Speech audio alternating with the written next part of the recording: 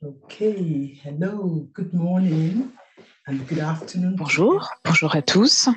Merci de nous avoir rejoints aujourd'hui. Alors, au nom ici du service de l'OMS chargé des hépatites, du VIH et des maladies sexuellement transmissibles, nous vous souhaitons la bienvenue.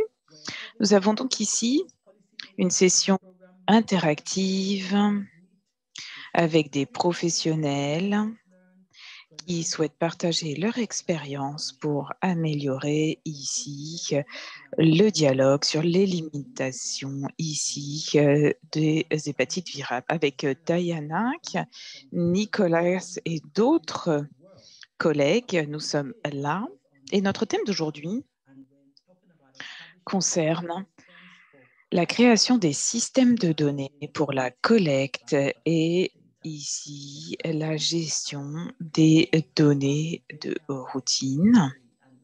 Alors voilà ce que nous allons couvrir aujourd'hui. Donc nous avons ici Diana qui reviendra sur les recommandations de l'OMS, notamment sur le suivi des données en matière d'hépatite virale, et puis ensuite une expérience du Rwanda avec le docteur Ranvier Surumondo.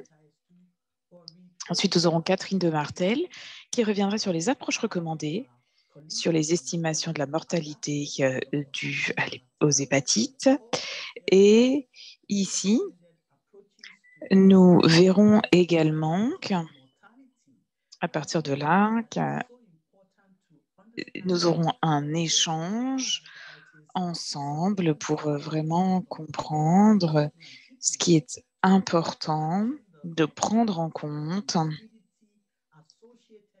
surtout en matière évidemment de mortalité, de morbidité, et de même prendre en compte, par exemple, les cancers hépatiques, les cirrhoses également, qui doivent être prises en compte.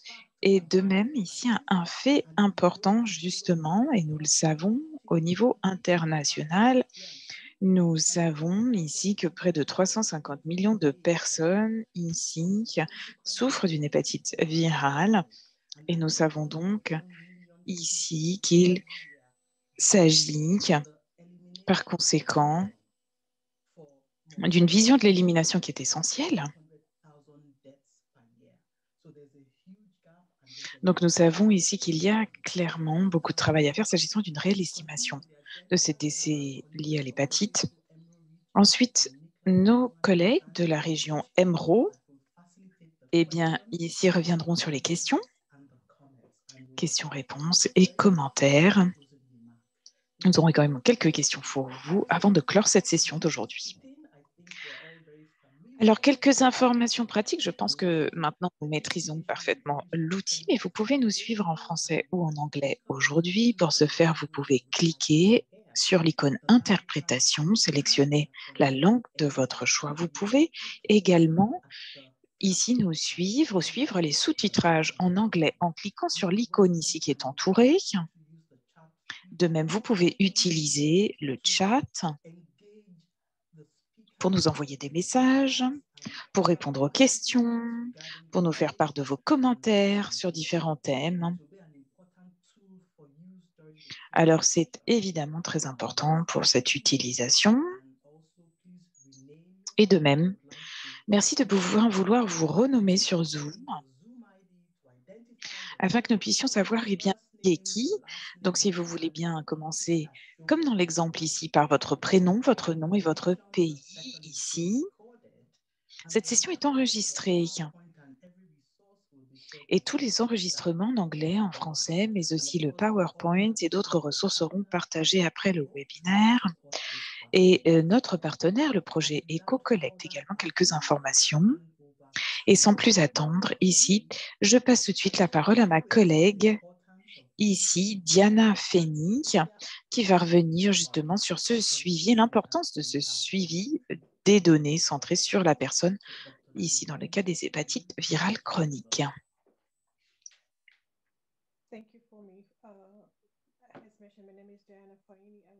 Bonjour. Bonjour à tous. Je travaille ici au siège de Genève, à l'OMS. Alors aujourd'hui, nous allons nous concentrer sur le suivi des données et développer des systèmes justement qui nous permettent d'avoir un meilleur suivi. Cette session ici reviendra justement sur le contexte, c'est-à-dire la stratégie ici en matière de secteur de la santé mondiale et du suivi des hépatites. Ensuite, je reviendrai aussi sur ce que cela veut dire qu'un suivi des données centrées sur la personne et également les différentes recommandations de l'OMS, y compris ici les changements qui vont avoir lieu très prochainement. Comme vous le savez déjà, l'année dernière, en 2022, donc, la nouvelle stratégie du secteur de la santé mondiale a été lancée, donc 2022-2030, et a souligné donc le besoin de générer, d'utiliser des données qui peuvent être utilisées pour la prise de décision, y compris vis-à-vis ici de cet objectif qui est l'élimination des hépatites virales d'ici 2030. Alors, c'est notamment important, s'agissant d'atteindre donc cet objectif d'élimination. Deux actions sont soulignées dans cette stratégie. Alors, on parle des investissements s'agissant de renforcer les systèmes d'information, mais aussi de développer les services et le suivi, justement, de l'accompagnement centré sur la personne. Donc, ce sont les deux actions principales.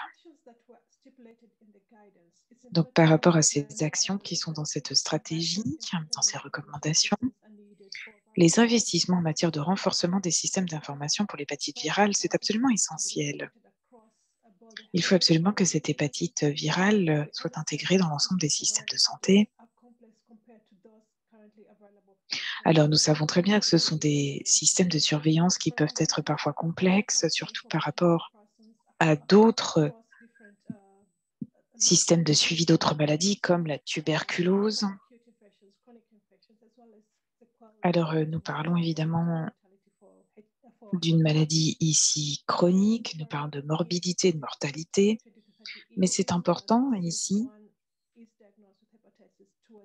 parce que, comme nous le savons, une personne diagnostiquée ici, pourra avoir des conséquences sur la santé des années plus tard. Donc, il faut absolument renforcer la surveillance ici des pathologies hépatiques avancées et hépatocellulaires. De même, il est important d'avoir un suivi également des soins ici pour les femmes enceintes afin de pouvoir éliminer ici la transmission mère-enfant. Donc l'intégration est évidemment essentielle, comme vous le comprenez, que ce soit ici avec le secteur de la vaccination, de la santé sexuelle reproductive, du suivi de grossesse. Et par conséquent, il faut absolument qu'il y ait un suivi des patients centrés sur la personne.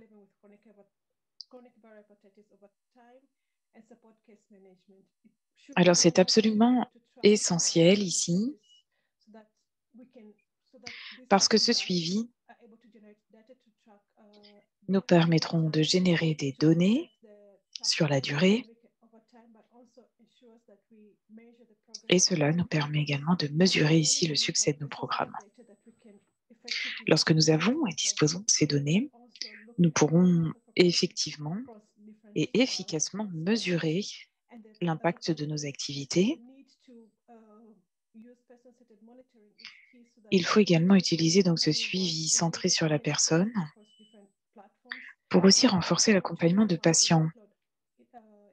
C'est important aussi pour minimiser la charge de travail pour les professionnels de santé, d'avoir réellement une intégration de ce système. Et c'est important aussi pour l'accès aux antécédents médicaux.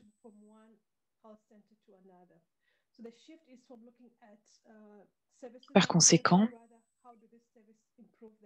eh bien, comment justement les services qui sont prestés qui permettent d'avoir un impact sur la santé des patients.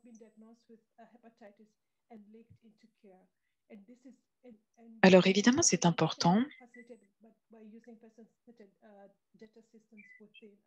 parce qu'il s'agit également donc de mettre en avant ces éléments qui sont essentiels.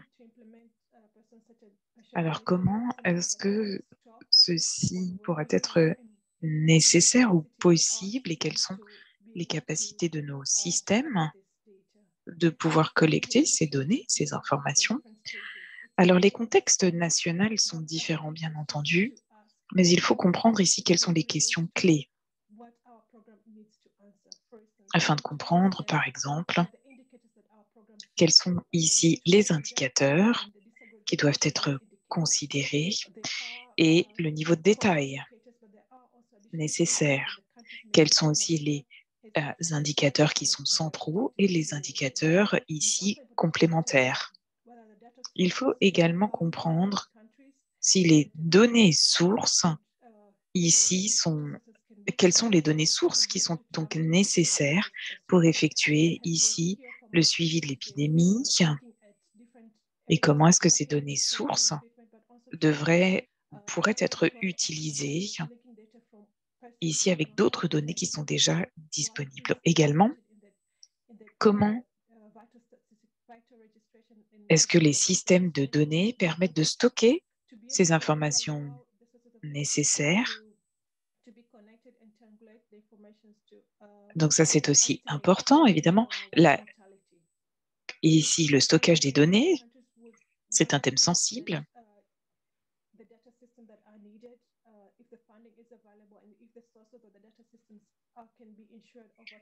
Il est aussi important de parler de l'assurance qualité, des systèmes d'assurance qualité, surtout lorsque l'on parle de gestion des données.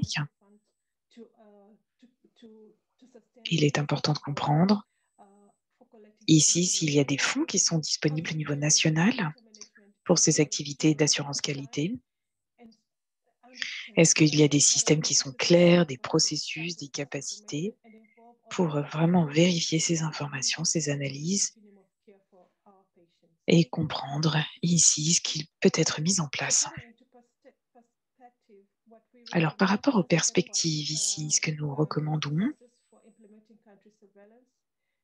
pour cette surveillance nationale, donc tout d'abord, il faut utiliser les données qui sont disponibles.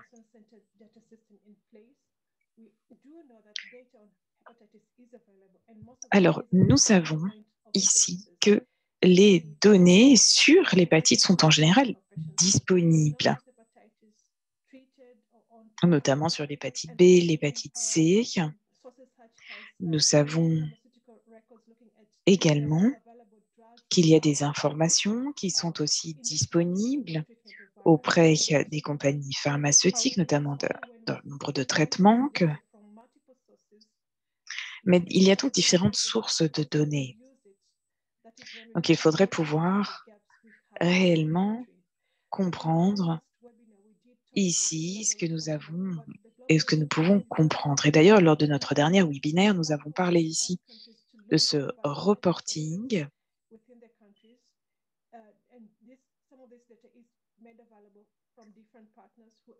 Et certaines de ces données, en effet, pourraient être donc utilisées pour avoir une meilleure visibilité sur la morbidité et la mortalité liées aux hépatites virales.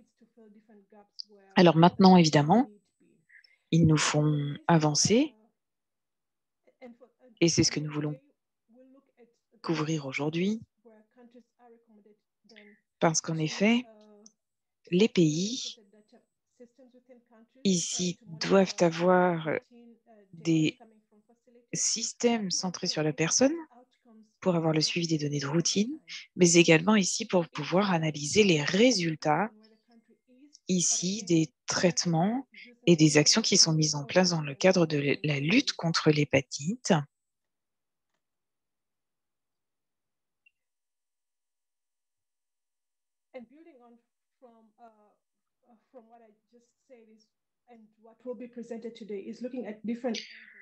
Alors, nous allons donc regarder, comme je vous le disais aujourd'hui, eh bien, des exemples de systèmes de suivi des patients,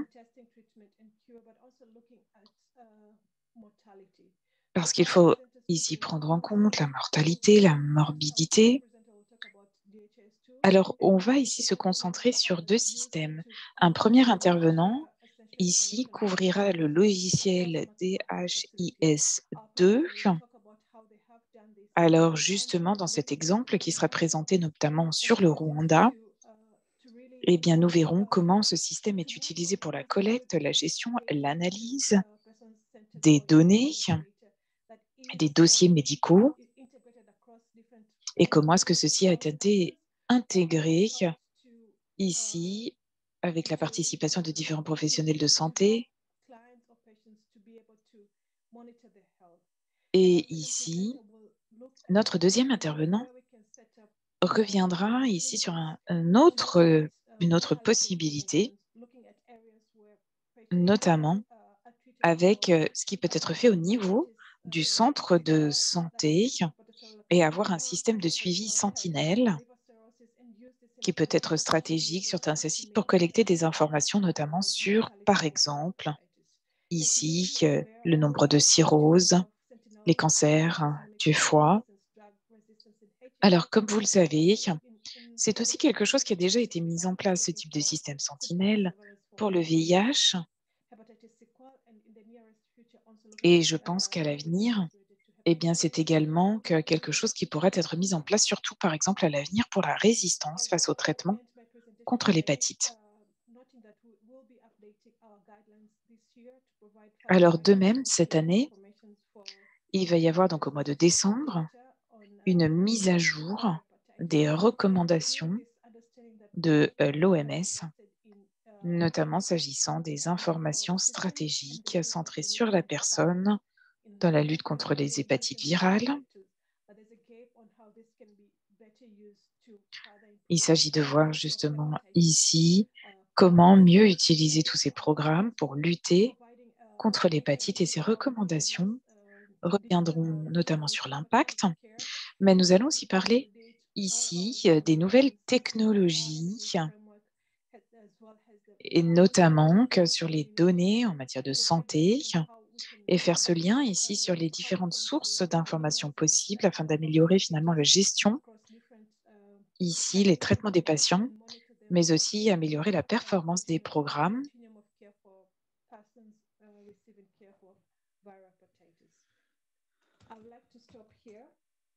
Alors, je vais m'arrêter ici et je vais passer tout de suite la parole à notre présentateur et notre intervenant suivant, le docteur Ranvier Sarumondo.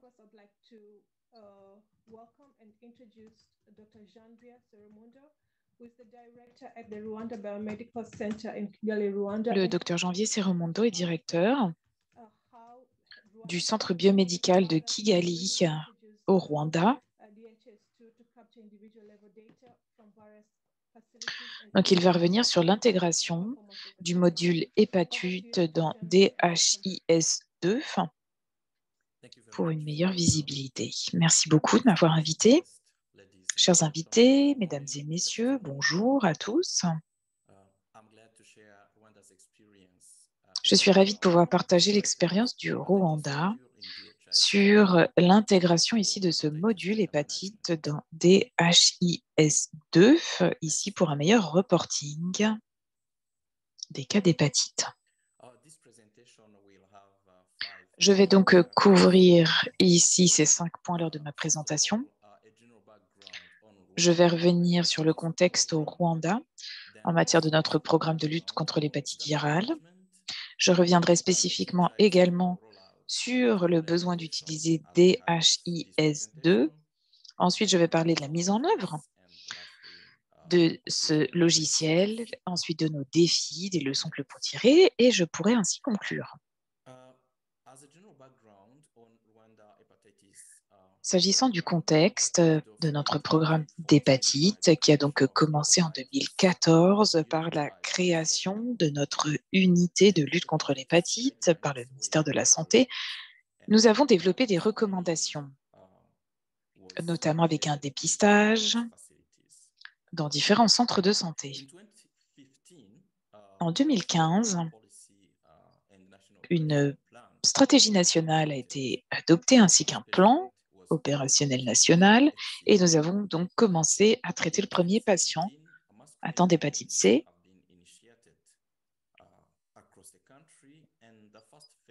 En 2015, des campagnes de masse de dépistage ont été lancées. Alors, y compris ici le dépistage des professionnels de santé, ceux qui avaient survécu à des génocides, les prisonniers, toute personne âgée de plus de 45 ans. Ensuite, eh bien, une deuxième phase de dépistage pour la population générale. Et nous avons ici continué avec cette même approche, avec notamment ici notre plan ici d'élimination de l'hépatite C en 2018. L'objectif était de dépister 7 millions de personnes sur 5 ans. Alors, nous sommes à l'heure actuelle en train d'envisager l'extension de cette période et nous voulons atteindre donc cet objectif d'élimination en 2030. Et grâce à l'engagement du gouvernement dans le soutien de cette initiative, nombreux partenaires gouvernementaux se sont également engagés afin de soutenir cette initiative. Cela nous a permis ici de pouvoir avancer avec le dépistage et le traitement.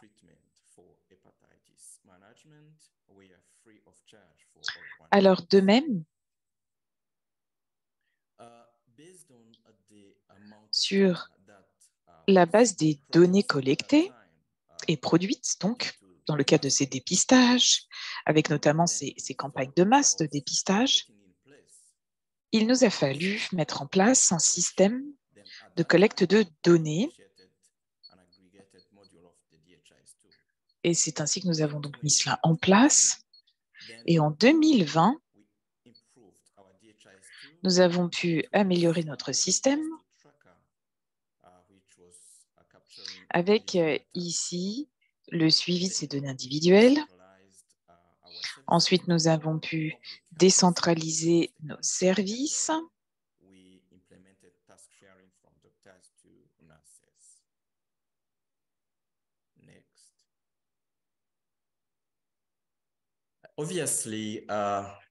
Alors, bien entendu, cela a été tout un parcours. Nous avons commencé par un système papier et petit à petit, nous avons effectué ici une transition vers des fichiers Excel et enfin vers des outils numériques.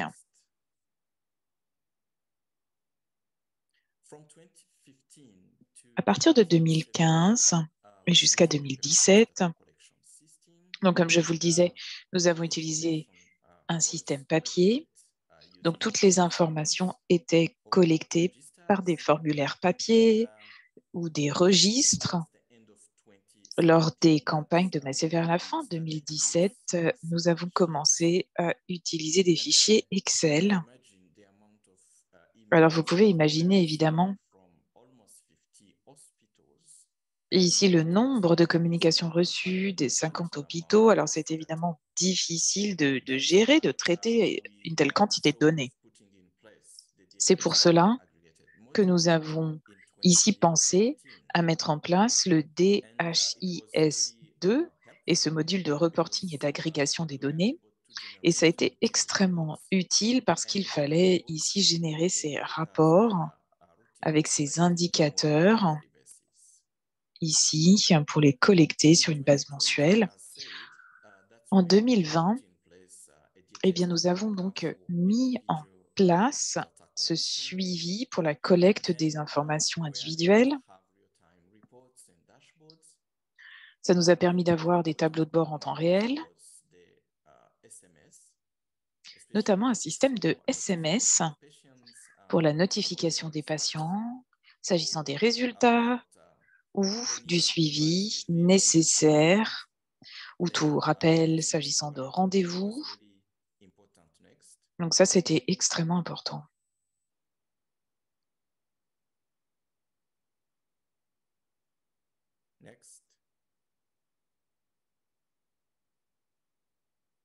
Je vous demande quelques instants, nous avons un petit problème technique.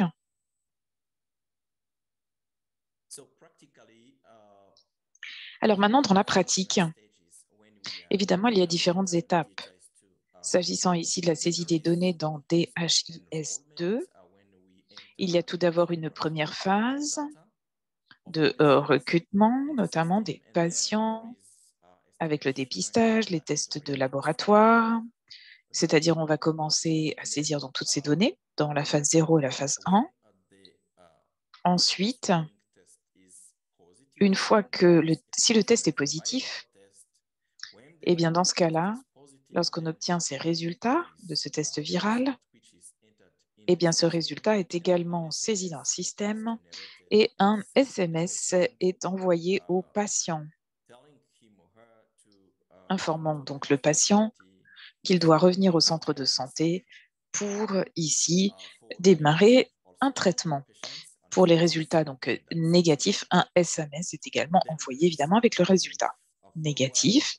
Ensuite, il y a tout le traitement, le suivi, et puis évidemment la confirmation ici de la guérison. Donc ça, c'est la dernière étape. Donc voici à quoi cela ressemble.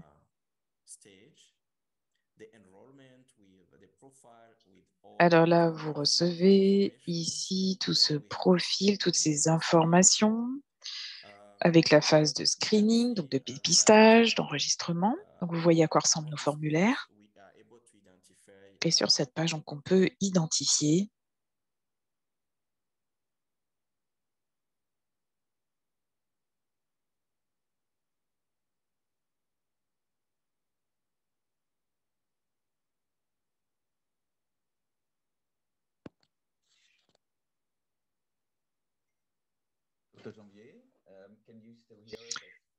Je suis désolée, nous avons perdu le docteur Janvier. Je vais vous demander quelques instants de patience, nous ne l'entendons plus.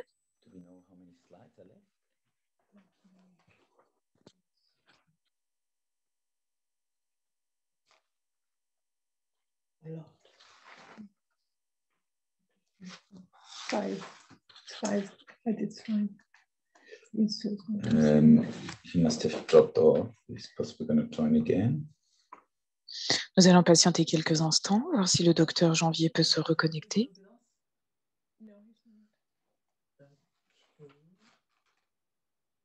Maybe should we bring in Catherine and come back to the end of his presentation, or still? Ah, here he is.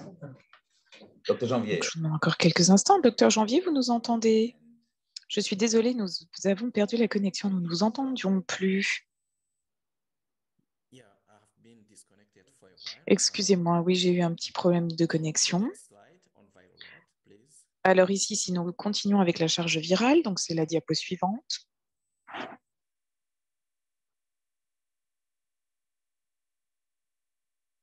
Yes.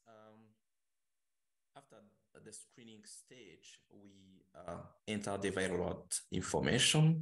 Alors là, nous avons saisi ces informations sur la charge virale et lorsque le résultat est disponible, il va être saisi dans le système et un SMS est automatiquement envoyé au patient à titre d'information et également demandant au patient de se présenter auprès du centre de santé pour le suivi et ici le démarrage du traitement.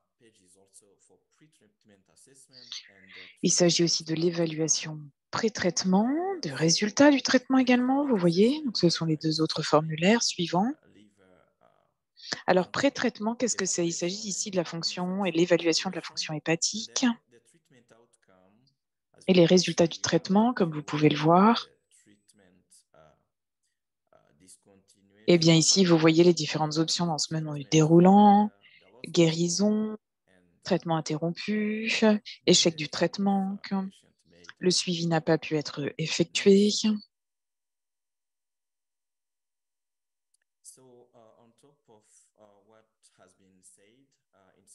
Donc, en plus de ce qui a ici été énoncé,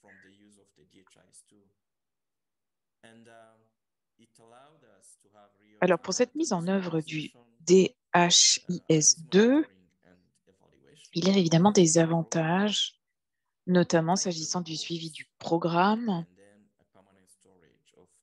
et également ici, ces données de suivi. Alors, de même, s'agissant ici des informations, notamment sur le suivi des patients, et notamment ici en cas de retard, s'agissant du démarrage du traitement. En plus de tout cela, donc de ces avantages évidemment, nous ne pouvons pas non plus ignorer évidemment certaines difficultés, certains défis auxquels nous avons dû faire face. Au début, eh bien, c'était difficile parce qu'il y avait 2 systèmes d'enregistrement. Parce que vous savez, certains étaient très réticents à l'utilisation ici de ce nouveau système. Il y a toujours ici une réticence face au changement. Et donc, certains ne voulaient pas utiliser le système informatique, voulaient rester avec le système papier. Et donc, évidemment, le problème lorsque vous utilisez 2 systèmes, c'est que ici, parfois, eh bien, c'est compliqué. Il y avait vraiment des craintes par rapport au système ici informatique. Est-ce que nous n'allions pas rencontrer des problèmes ici? Mais progressivement, nous avons réussi avec des formations, avec des accompagnements, à effectuer cette transition, à faire évoluer les mentalités afin d'adopter le nouveau système. Un autre défi, évidemment, ça a été la coexistence d'autres systèmes. Et donc, c'est vrai qu'avoir un autre système, pour de nombreuses personnes, cela voulait dire une charge de travail supplémentaire.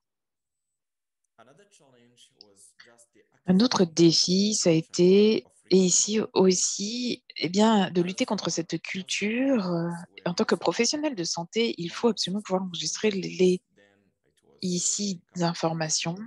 Et parfois, ça a été ici difficile,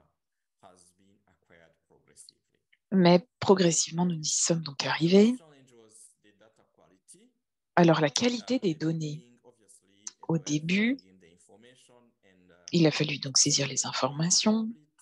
Alors, certaines données étaient incomplètes, manquantes, mais grâce, encore une fois, à un accompagnement intensif, plus de formation, ici, pouvoir les accompagner. S'agissant de la collecte des données, nous avons pu ici améliorer la qualité des données.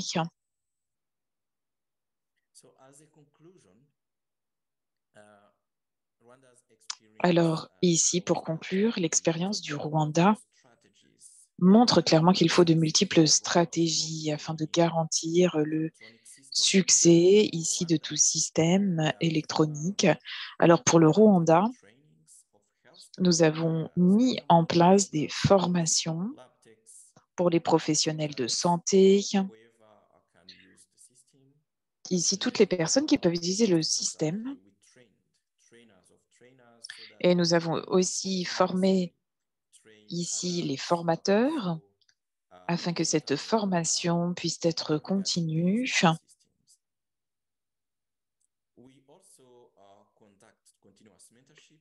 Ici, nous avons également mené en place un suivi avec des suivis au sein de différents sites. Nous avons pu évidemment travailler ensemble sur le système avec les professionnels de santé. Et enfin, le système a aussi besoin de ressources dédiées pour son utilisation. Alors, les ressources, ça veut dire les ressources humaines, la motivation, l'équipement, par exemple. avec des tablettes qui ont été distribuées aux différents centres de santé dans le pays afin de pouvoir tout simplement faciliter l'utilisation du système. Nous avons besoin d'une connexion Internet. Il faut que le système aussi soit facile à utiliser afin qu'il puisse être utilisé facilement. Donc, il faut réellement prendre en compte donc, les préférences aussi des utilisateurs pour pouvoir adapter le système.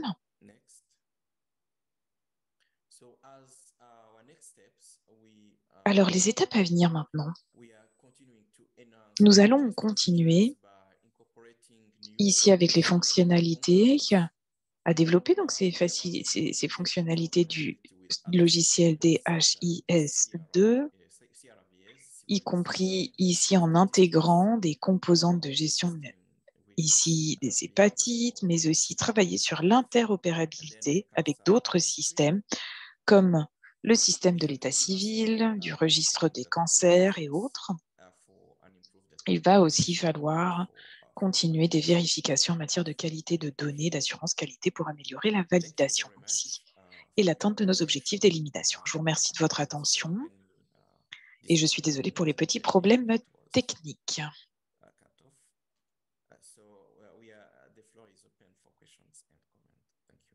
Je vous redonne donc la parole. Merci beaucoup, Dr Janvier. Alors, merci pour cette présentation extrêmement détaillée et nous allons maintenant passer à la prochaine ici présentation. Et si vous voulez répondre aux questions, je vous laisse ici regarder dans le chat puisque la question vous a été posée ici par écrit pour que nous ne perdions pas de temps. Nous avons un programme chargé et donc sans plus attendre, justement, nous allons donc revenir sur les approches recommandées pour ces estimations de la mortalité liée à l'hépatite. Et je suis ravie d'accueillir à nouveau le docteur Catherine de Martel, qui est une collègue scientifique auprès de l'IARC. Alors, Catherine a beaucoup d'expérience sur cette question de la mortalité liée à l'hépatite, hépatite B, hépatite C, et donc elle va revenir sur les différentes approches pour ces estimations du taux de mortalité.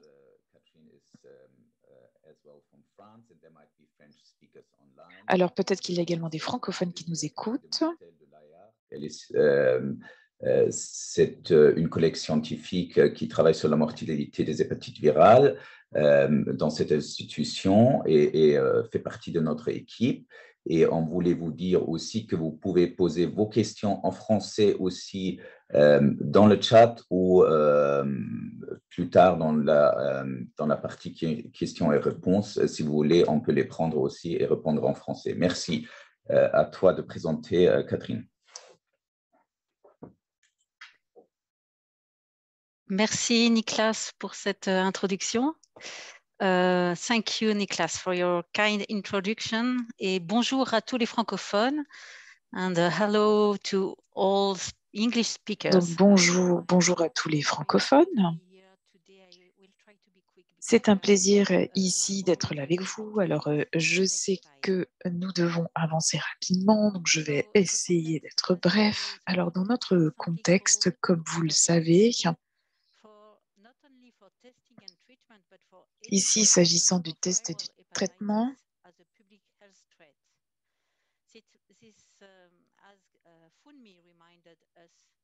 alors ici, évidemment, c'est important ici de revenir peut-être sur certains chiffres, notamment le fait qu'il y a plus d'1 million de personnes qui décèdent chaque année des conséquences de l'hépatite virale dans le monde et que la plupart du temps, donc 90% de cette mortalité est due à des cirrhoses ou à des cancers hépatocellulaires.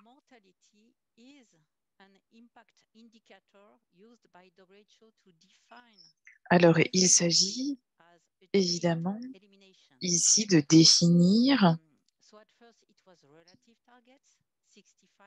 ici sur évidemment les différentes cibles.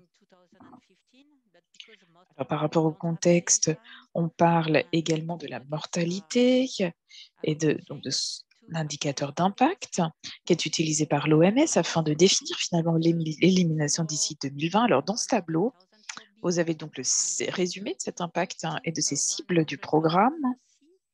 Donc, vous voyez ici ces chiffres que j'ai encadrés en matière de mortalité pour l'hépatite B et l'hépatite C. On parle bien de la mortalité ici sur 100 000 personnes. Mais comme vous pouvez voir maintenant, la recommandation suggère ici d'avoir un seuil commun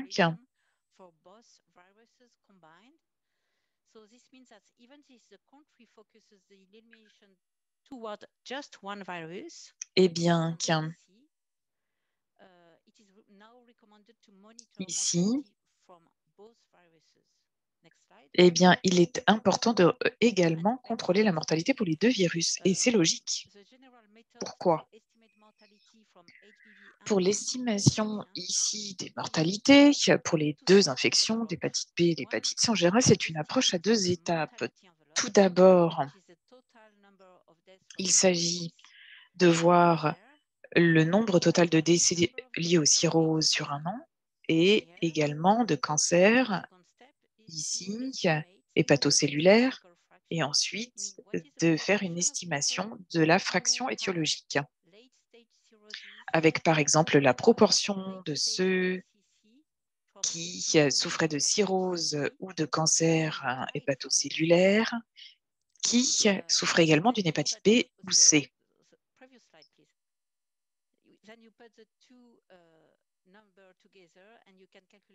Ensuite, vous associez ces chiffres et vous pouvez calculer le nombre de décès par conséquent.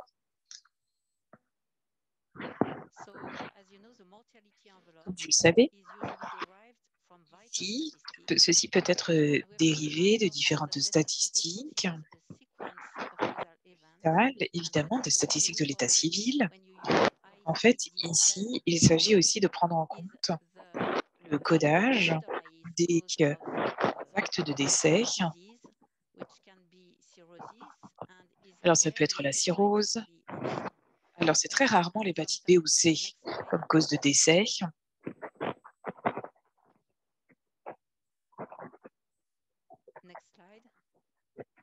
Si l'on peut continuer ici, avec la diapositive suivante. Alors, il y a évidemment certaines limites s'agissant ici de l'utilisation des statistiques de l'état civil pour effectuer ce type de calcul. Alors, tout d'abord, les patients ici qui décèdent de cirrhose ici ou de cancer. Alors, d'abord, c'est difficile d'attribuer le décès à une pathologie. Ça peut être de multiples pathologies et cela peut également masquer finalement la cause sous-jacente. Alors parfois, la cause de décès est tout simplement une infection, une hémorragie, saignement, et parfois même la cirrhose n'est pas ici mentionnée comme cause sous-jacente du décès. Et de même, il y a de nombreuses autres raisons que je ne vais pas ici mentionner, mais clairement, en utilisant seulement les statistiques de l'état civil, il y a des limites, très clairement. Alors, parfois, évidemment, eh bien, cela peut être amélioré si on utilise le codage ICD-11 afin de résoudre certaines de ces difficultés. Alors, je vous ai tout à l'heure parlé ici de cette enveloppe de la mortalité. Alors, qu'est-ce que cela veut dire maintenant pour la fraction de l'étiologie? Alors, qu'est-ce que je veux dire par là? Dans de nombreux pays, pour faire cette estimation, pour des patients atteints de cirrhose ici ou de cancer hépatocellulaire, il faut utiliser des statistiques.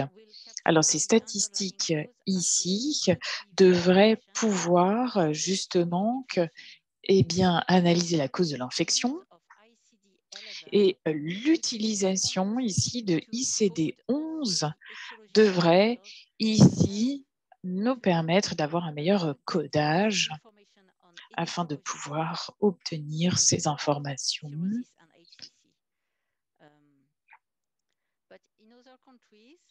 Mais c'est vrai que dans certains pays, on utilise également des enquêtes, des larges enquêtes auprès de l'ensemble de la population et sur une modélisation statistique, faire des estimations ici de ce pourcentage de patients atteints. Alors évidemment, le problème, c'est qu'il y a une vraie période de latence ici. Alors de même, ce sont des enquêtes qui sont coûteuses.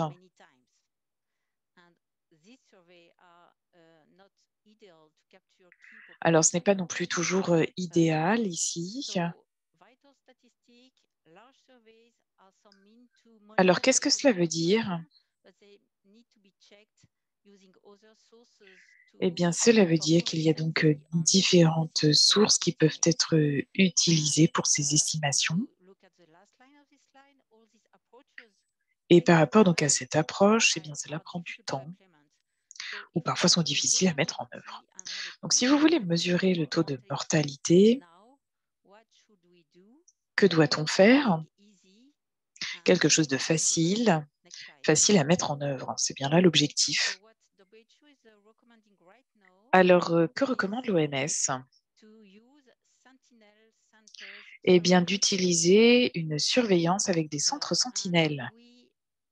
Donc, c'est l'approche recommandée par l'OMS. Nous avons développé un protocole. Alors, un protocole qui était à l'origine assez complexe, mais aujourd'hui qui a été réellement simplifié, qui est donc disponible, qui peut être adapté à vos contextes nationaux. Donc, c'est un protocole facile. Donc, il faut tout d'abord ici sélectionner des centres ici représentatifs qui reçoivent des patients souffrant de pathologies hépatiques, des hôpitaux, des cliniques. Ensuite, justement représentatifs. Ici, par exemple, en fonction de la répartition géographique également, peut-être que justement, je ne sais pas, il y a plus de patients dans le nord du pays que dans le sud. Donc, il faut que ce soit des centres représentatifs. C'est ce qui est important. Previous slide, please. No, previous. Thank you. And then you have to. No, next. Sorry. Next. Next. No, you're going backward. So next. Yes, perfect. No, previous. I'm sorry for that. Je suis désolée pour ça. La previous one, please. Yes, perfect. So the first step is to carefully. Alors, la première étape ici, c'est de sélectionner donc des centres représentatifs. Et ensuite, il faut absolument, dans ce centre, identifier ici tous les patients consécutifs avec des cirrhoses et des cancers ici, hépatocellulaires, sur une période prédéfinie. Ce sera la taille de votre échantillon. Ensuite, extraire la proportion de ces patients également atteints d'hépatite C ou B et d'autres facteurs étiologiques. Et il faut ici répéter ce même exercice régulièrement, par exemple tous les 2 ans.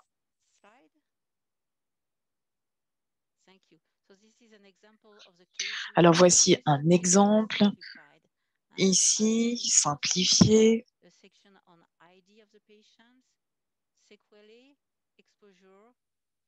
Alors notamment, vous voyez les différents facteurs de risque. On collecte donc les informations sur la cirrhose. Donc ici, ça simplifie, vous voyez, ce protocole.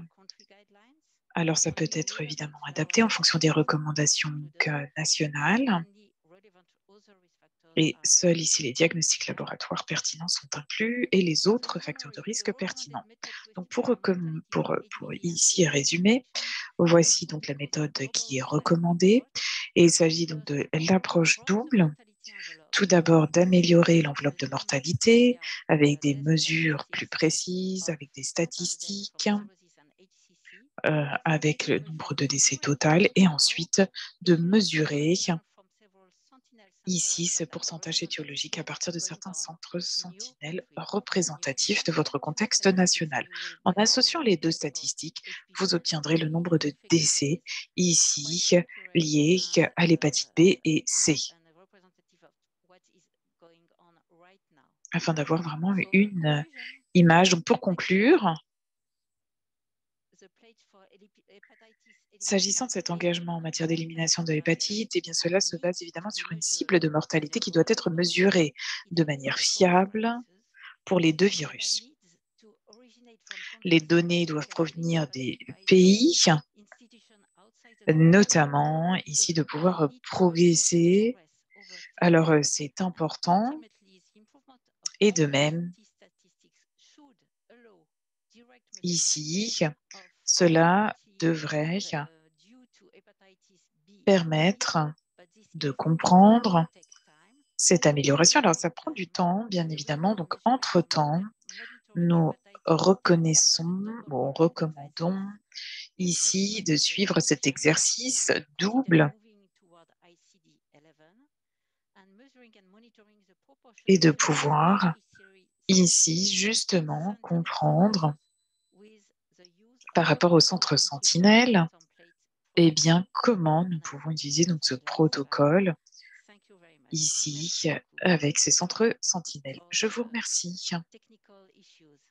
Je vous remercie ici d'avoir suivi cette présentation. Présentation. Thanks for the great presentation, Catherine. So we're going to a Q&A session. Alors, nous allons passer à notre session questions-réponses. Et nous allons donc commencer ici par les premières questions qui ont été posées dans le chat. Alors, n'hésitez surtout pas à lever la main. Également, si vous souhaitez intervenir, nous pouvons tous évidemment en apprendre les uns des autres. Alors, nous avons aussi des questions qui vont vous être posées donc pour notre petite enquête également.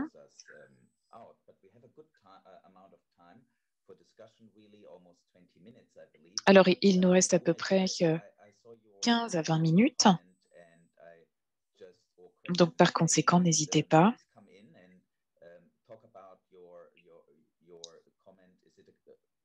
Alors, Wassim, est-ce que c'est une question? C'est juste un commentaire? Notamment sur la désagrégation des données.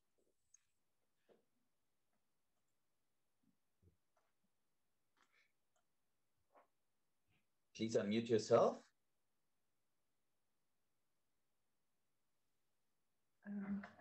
You can't talk. I think Echo needs to unmute him.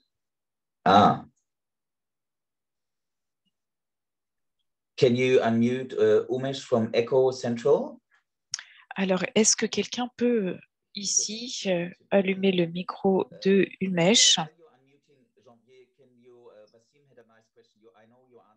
Alors, je sais que vous avez déjà répondu, docteur Janvier, ici, mais Wassim vous a posé une question. Ici, c'est assez intéressant. Si vous voulez peut-être préciser votre réponse, oui, bien sûr. Donc, au début, ici, évidemment, en 2020, lorsque nous avons mis en place ici toute cette logique, eh bien, nous avons donc pu consulter les patients. Et donc, nous avons vraiment effectué des formations pour saisir donc les informations du patient en temps réel dans le système.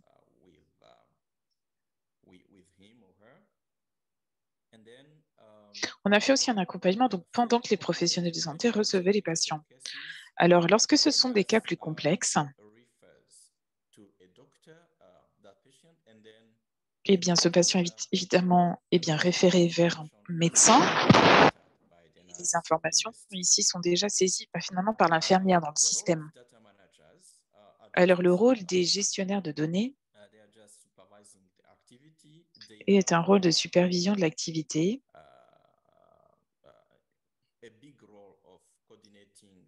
et c'est un rôle donc important de coordination, bien évidemment.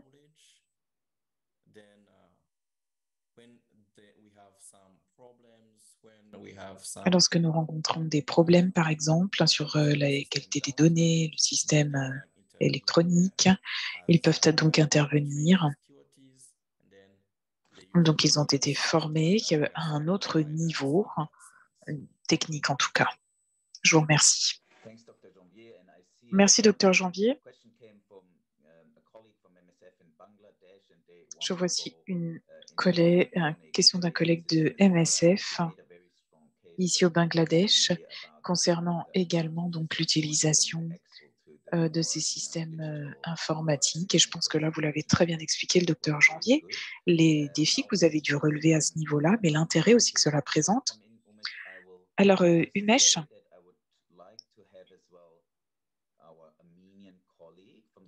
notre collègue aussi d'Arménie, ici nous explique qu'ils sont en train de développer aussi un système.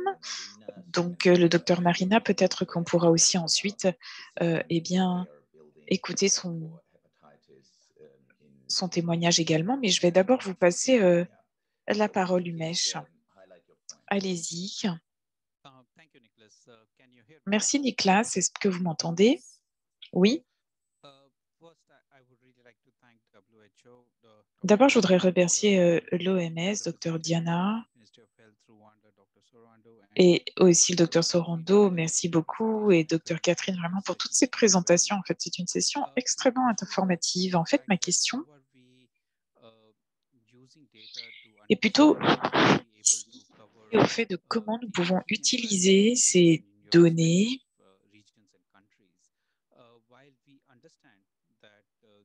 Alors, nous comprenons ici la prévalence de l'hépatite C et B qui est plus élevée ici que ce qui est à l'heure actuelle mesuré. Cependant,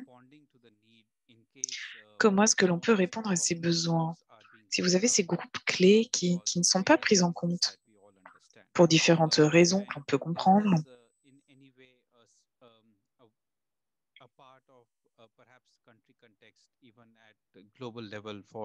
Alors, par conséquent, est-ce que c'est quelque chose ici que vous avez pu prendre en compte? Comment est-ce que vous pouvez mesurer cette épidémiologie pour les populations clés? Alors, je pense que c'est en effet important. Notamment ici, vous avez parlé de l'évaluation ici de ce pourcentage, de cette fraction, comme vous l'avez appelé. Je vous remercie.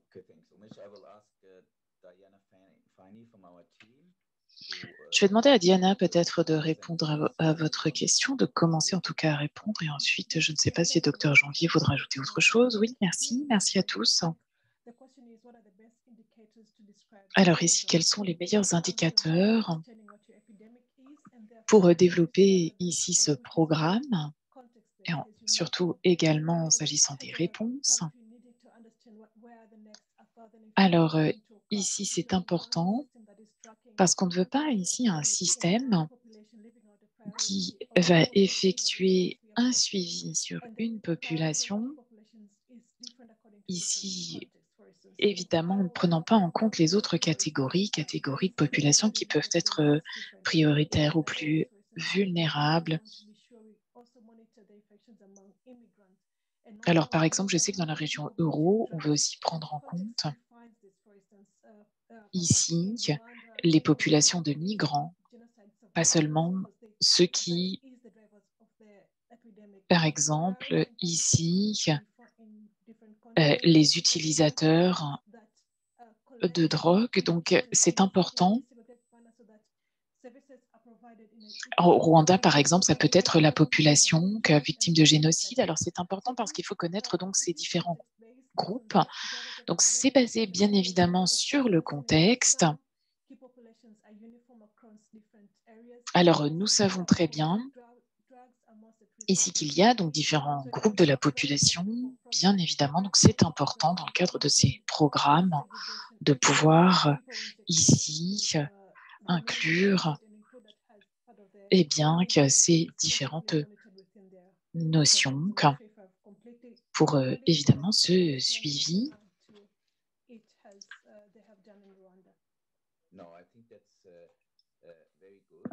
Alors, je pense que c'est très clair.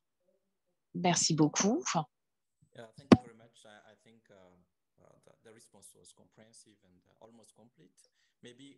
Alors, je pense ici qu'également ce que l'on pourrait ajouter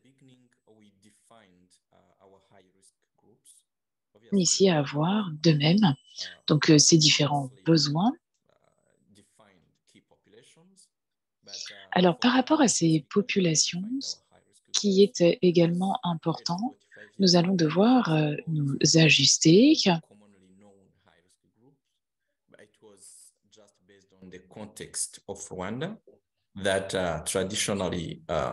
Eh bien, c'est important de pouvoir justement ici revenir sur ces éléments clés et revenir sur ces éléments donc, qui sont importants, ces éléments, notamment avec les différents contextes nationaux. Donc, je pense que ça, c'est ce qui a été aussi effectué.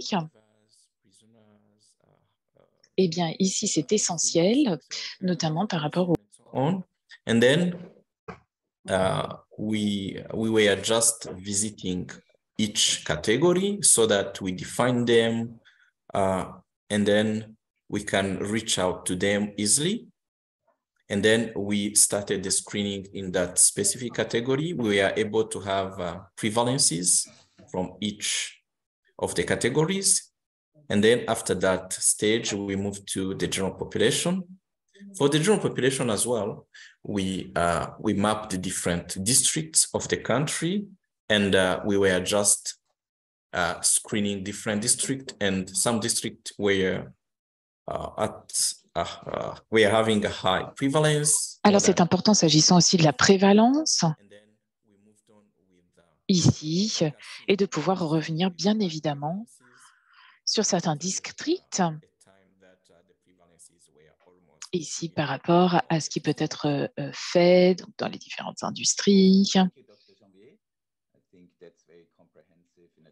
Alors, merci beaucoup, docteur Janvier. Merci à tous. J'espère qu'on a pu répondre à vos questions. Alors, Umesh, évidemment que... En fait, j'ai juste un commentaire, si je peux me permettre.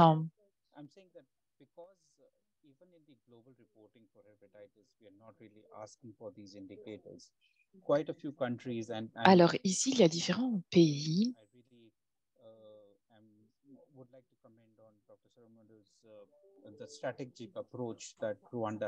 Par rapport à cette approche stratégique,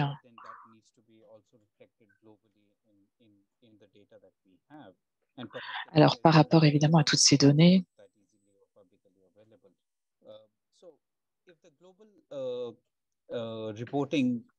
alors par rapport à ce format ici de reporting, alors par exemple par rapport aux priorités, eh bien certains pays pourraient ici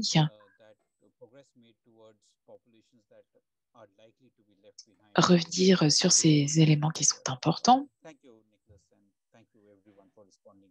Eh bien, merci à tous. Alors, c'est un excellent commentaire. Et je ne sais pas ici, je ne sais pas si Diana veut parler de ça, de ces données, mais il y a aussi un autre commentaire ici, alors que évidemment, cette déségrégation des données, donc des compositions des données est absolument importante avec différents groupes de la population. Il faut également préserver la confidentialité des données. Alors, je pense qu'on va vous poser ici des questions de notre enquête, mais j'ai aussi un autre élément à mentionner. Alors, le docteur Narina de la République d'Arménie. Je ne sais pas ici. Alors, docteur Arina, je ne sais pas si vous voulez prendre la parole. Bonjour à tous.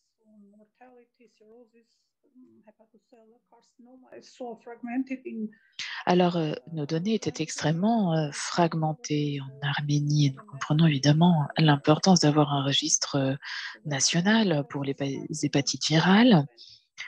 Nous avons commencé en 2022 avec le soutien de l'OMS.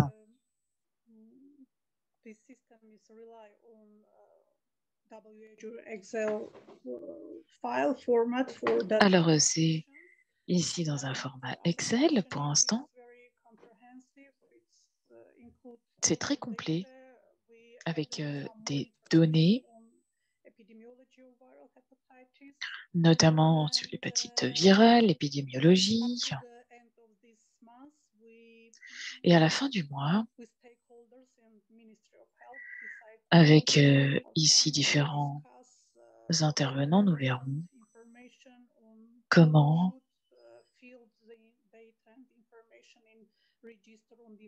saisir ces informations à différents niveaux. Et à la fin de l'année, nous pourrons, j'espère, donc mettre tout cela en place. Docteur Narina, merci beaucoup. Merci d'avoir partagé tout cela. Alors, ça nous montre l'importance ici de comprendre les réponses au mieux, de faire un suivi de ces réponses en Arménie. Et donc, c'est vrai que c'est très important et c'est un vrai travail à effectuer. Donc, merci pour ce commentaire. Et maintenant, je vais passer la parole à mes collègues parce qu'il y a des questions qui ont été préparées.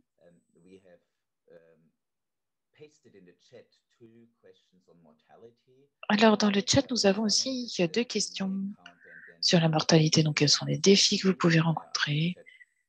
Et puis ensuite, une deuxième question. Est-ce que vous pensez que ces protocoles simplifiés de l'OMS sont aussi faisables, pertinents pour votre contexte national? Donc, n'hésitez pas à répondre à cela dans le chat.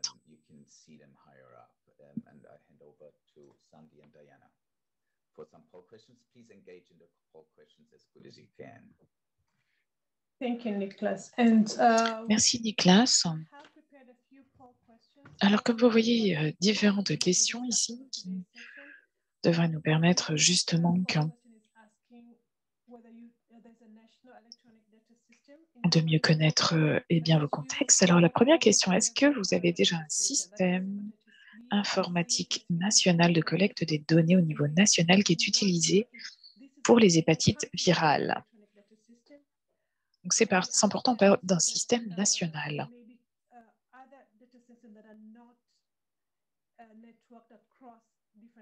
Alors, on sait ici, donc la première possibilité de réponse est que oui,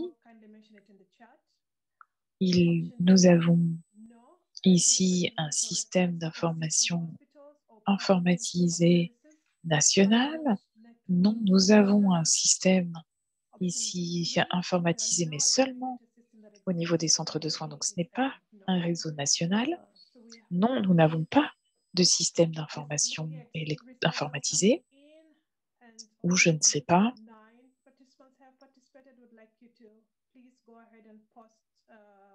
Alors, s'il vous plaît, je vais vous demander de répondre à cette question. Pour l'instant, nous avons 12 personnes qui ont répondu. Donc, s'il vous plaît, je vous demande encore ici de répondre.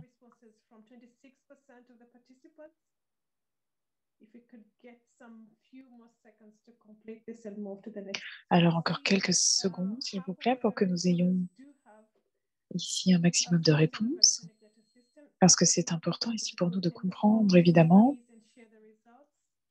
Alors, on ne va pas pouvoir partager les résultats ici.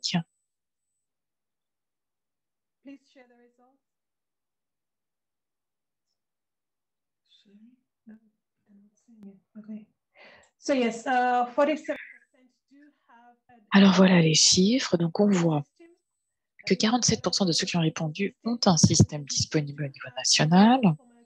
Certains ont un système, mais pas un système national.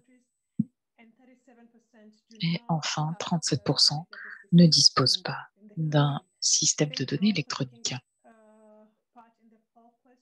Alors, encore une fois, merci d'avoir répondu à ces questions. On va passer à la deuxième question, s'il vous plaît. Alors, pour cette deuxième question, est-ce que votre pays utilise le DHIS2 pour les données liées à l'hépatite? Donc, c'est une question et 4 possibilités de réponse. La première possibilité de réponse, c'est le DHIS2 n'est pas utilisé dans votre pays. Le DHIS2 est utilisé, mais pas le module hépatite. Troisième possibilité de réponse, oui, le DHIS2 est utilisé pour les données hépatiques. Alors, je vais vous demander de répondre un maximum.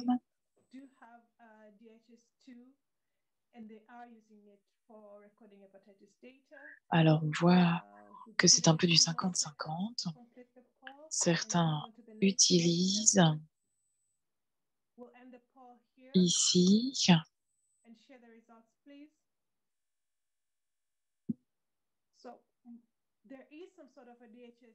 Alors, on voit que le DHIS2 est utilisé. Cependant, ce n'est pas nécessairement un module qui est utilisé, en tout cas le module hépatite.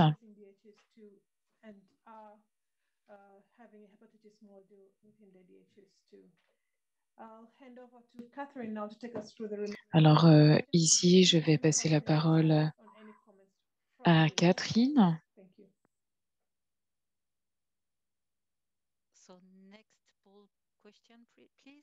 Alors, la question suivante.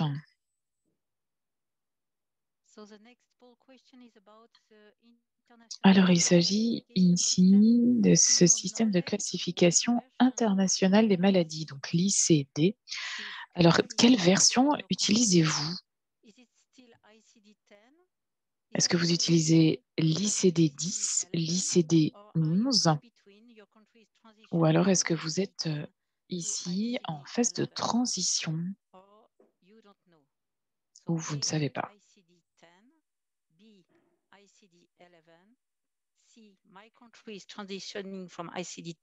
Alors ici,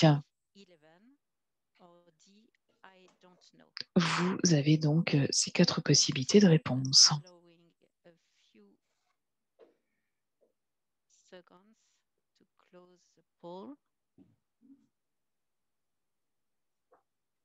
Okay, let's close the poll. We have now 45% of participants. Alors, on voit que 45%. Alors, soit la vaste majorité ne sait pas justement quel est le système ICD utilisé, mais nombreux sont ceux qui continuent à utiliser l'ICD 10. So thank you for this information, which is very interesting to us. Next poll question. Question suivante. So the fourth poll question. Next slide. In your country, dans votre pays, quelle est la principale source de données afin d'estimer le nombre total de décès liés à la cirrhose ou au cancer hépatique? On parle ici donc de l'enveloppe mortalité. Est-ce que cela vient de l'état civil national, des actes de décès? Est-ce que c'est parce que vous faites un lien avec les données hospitalières? Est-ce que ce sont des données modélisées au niveau du pays par un groupe externe, comme par exemple l'Observatoire Polaris ou IARC? Je ne sais pas.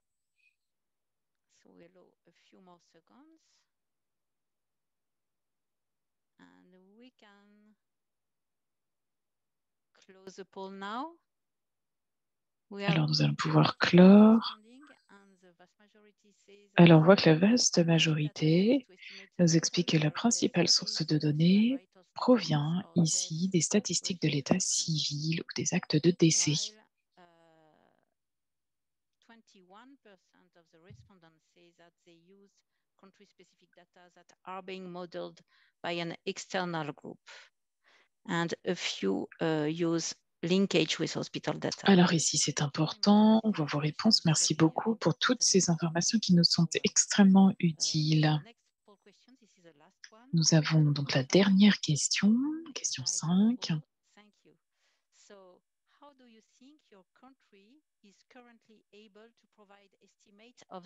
Est-ce que votre pays ici est à l'heure actuelle capable de fournir une estimation du nombre total de décès liés aux hépatites virales? Alors la première réponse, c'est que ces estimations se basent uniquement sur les statistiques de l'état civil, les actes de décès.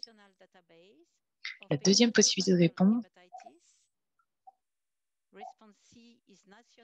ici, la base de données nationale, des cohortes représentatives. Troisième possibilité, des statistiques de l'état civil corrigées ou enrichies par des opinions d'experts. Et la dernière possibilité ici, et ce sont donc les statistiques de l'état civil associées à des mesures indépendantes, ici, notamment s'agissant des informations sur les maladies hépatiques.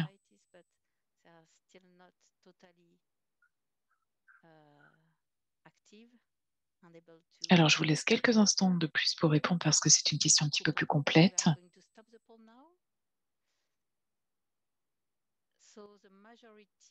Alors, la majorité ici d'entre vous ont expliqué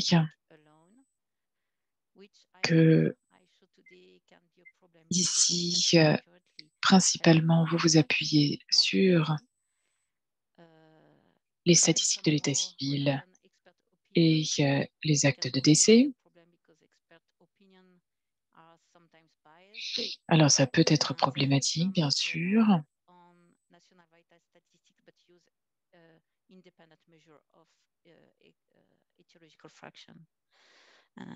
Alors, je vous ai montré aujourd'hui qu'une association de ce pourcentage aussi est extrêmement important. Alors, merci beaucoup pour ce partage d'informations. Les questions ici sont terminées.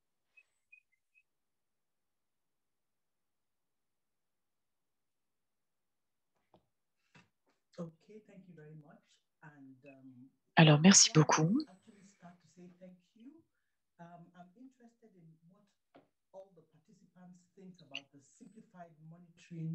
Alors, ici, évidemment, je voudrais, s'il vous plaît, dans le chat, si vous voulez bien m'indiquer si votre pays serait intéressé pour en savoir plus sur la surveillance de la mortalité et si on pourrait avoir justement un séminaire séparé, complémentaire pour apporter ce soutien technique pour les pays qui seraient intéressés ici, afin de pouvoir renforcer ces données sur la mortalité. Alors, je vous laisse noter ça dans le chat et le docteur Catherine ici prendra donc la main là-dessus. Je vous laisse encore quelques minutes. Donc, n'hésitez pas à indiquer votre nom, votre pays dans le chat si vous êtes intéressé par cet atelier. Je vous remercie. Je vois 61 participants, de nombreux commentaires dans le chat. Merci pour cette session très active.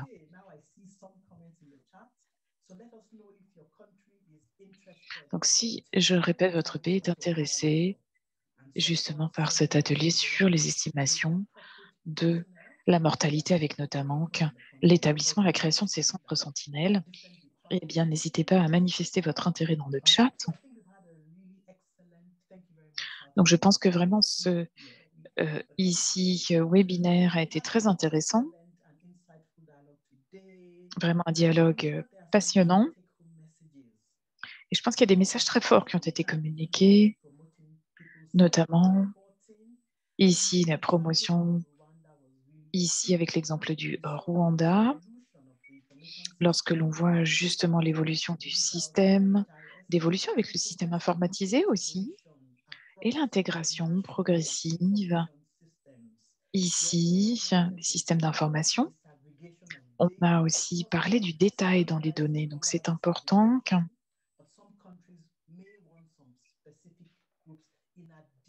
et c'est absolument important ici, notamment s'agissant ici peut-être avoir des données plus standardisées que l'on pourrait utiliser.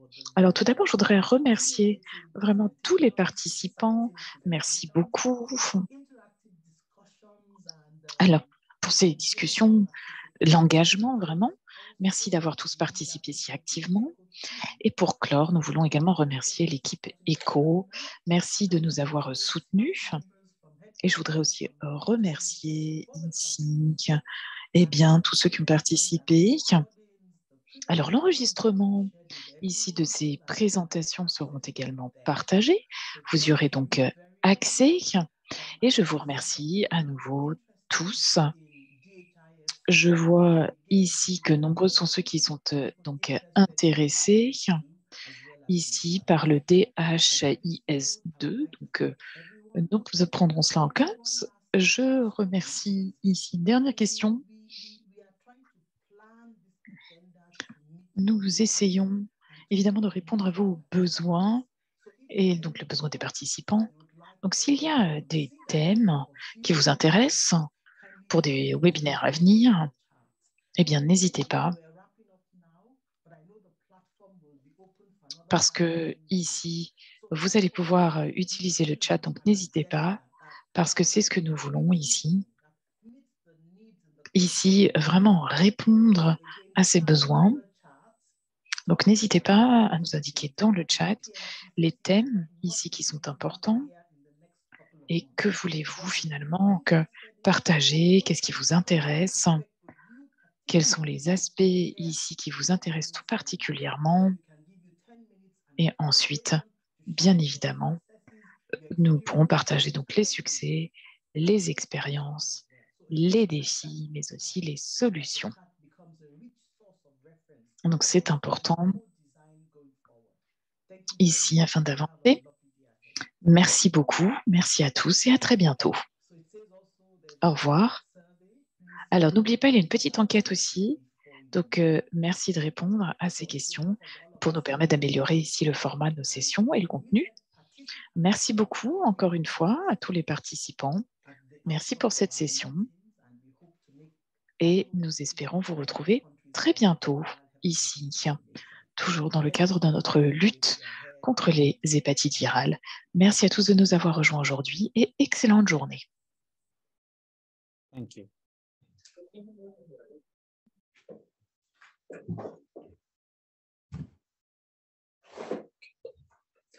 I can't see the chat.